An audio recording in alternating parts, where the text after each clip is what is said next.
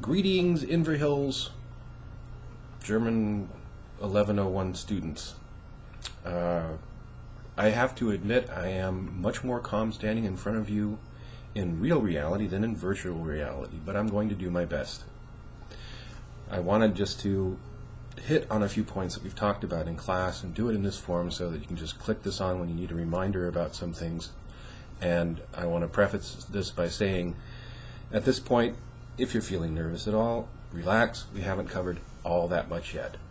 On the other hand, that would probably also be grounds for concern, but we won't go into that right now. We talked about how you can basically categorize the bulk of grammar problems in under two different headings. You have issues that deal with word order or syntax, and then you have issues that deal with agreement. At this point, in what we've covered so far, the agreement issue is becoming a little bit complicated, and we've gone over this in class, but again, that's what we're doing here. I'm simply putting some things down in the YouTube format so that you can go back to this and consult it whenever you feel the need to do so. We have pronouns, we have a subject, or nominative case, then we have pronouns in the accusative case, and we have possessive adjectives.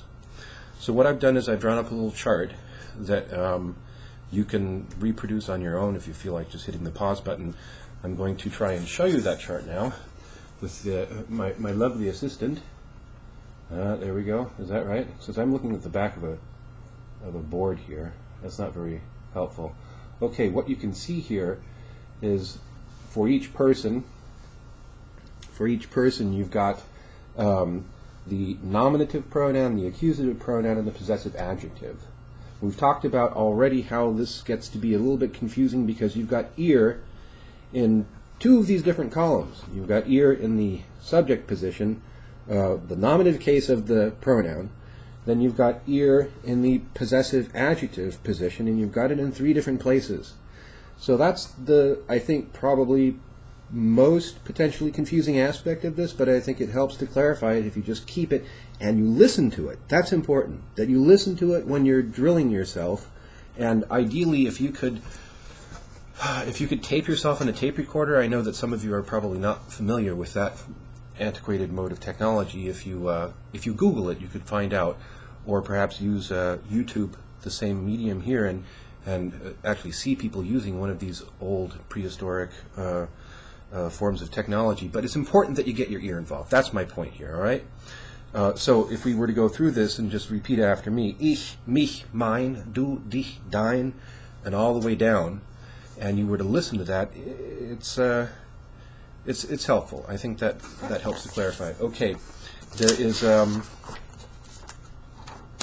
again, the point with this is just keeping it sorted out, keeping it straight. Don't letting it happens a lot in class discussion. It happens when I'm getting students to respond to things, that they get them confused, and it's understandable. But if you just draw up a chart like the one I showed you and vocalize it and listen to what you're actually doing, I think you'll get the hang of it soon enough. Now, we've talked about questions. Will you assist me in holding up my little board again? Okay. Remember, I've spoken many times now about this, using this phrase, divide and conquer, by which, as you're familiar with by now, that means figure out what's easy and then remember that it's easy so that you don't have to spend any time, waste any time working on it. Well, what's easy about asking questions? All right, can we put it down now? Yeah. The easy part of questions, the easy kind of questions, are questions that begin with question words. Why are they easy? Because they work the same way they do in English, more or less. If you take the question, who goes to the movies? Wer geht ins Kino? Right? There's no difference there in word order. You can translate literally word for word, which is actually rarely the case, going from English to German or German to English. So with question words, it's simple. You need to know the question words. That helps, of course, immensely. Wer, wie, wo, was, wann, warum, woher. Those are most of them. But you know, if you're starting a question off with a question word, you're in fairly easy territory.